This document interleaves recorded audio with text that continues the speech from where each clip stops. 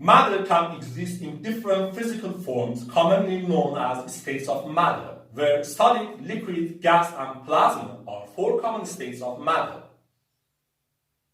As conditions of temperature and pressure change, relative stabilities of different states of the same matter with respect to each other can change, and transitions between states can happen spontaneously.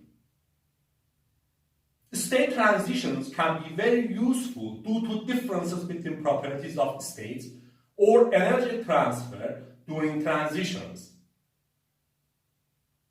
Consequently, not only state transitions are essential for many natural phenomena like existence of freshwater rivers and hence today's land life, which mainly depend on evaporation of seawater and condensation or deposition of produced water vapor in clouds as rain droplets or snowflakes. But also state transitions are utilized by us in many ways, from everyday practices to cutting-edge technologies.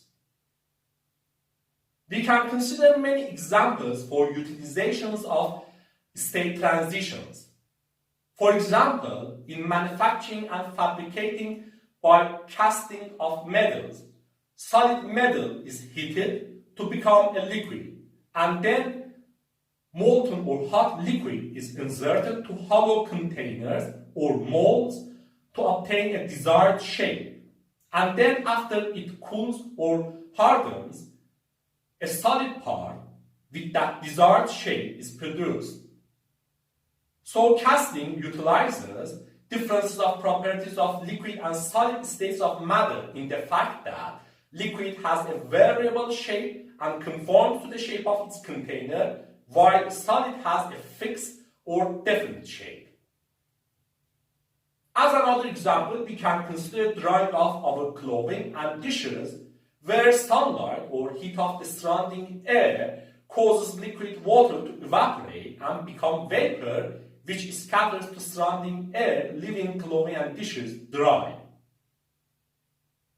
Another example is ice skating, in which a thin layer of ice under pressure and friction of the blade of ice skate melts, making ice slippery. Another example is storage of gases in the form of solid or liquid under high pressures inside carbon dioxide fire extinguishers, butane canisters, butane lighters, and so on, which benefit from an increased capacity due to much higher densities of solids and liquids in comparison to usual densities of gases. Another example is conversion of gas to plasma in neon lights, plasma televisions, plasma displays, and so on to produce light. Another example is conversion of fuel from other states to plasma in plasma propulsion engines and ion thrusters, which can be used to propel spacecrafts in outer space and whose thrust relies on acceleration of unbound charged particles of plasma by different electromagnetic methods. Some utilizations of state transitions rely on heat transfer during transition. For example, wet skin can make body feel cooler by absorption of heat for evaporation of liquid water.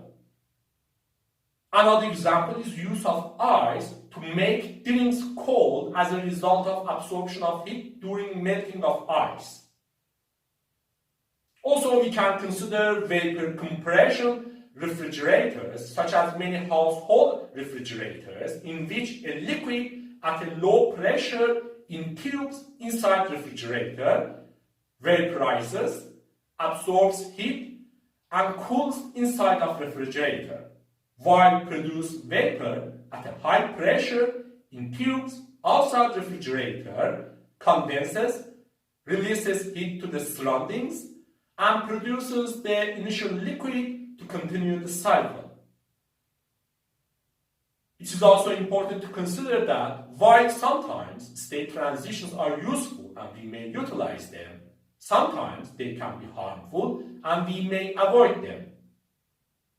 For example, condensation of water vapor to liquid water when moist air touches cold surfaces can be harmful for products, devices, buildings, and so on. So provisions such as moisture absorbers may be required to avoid it.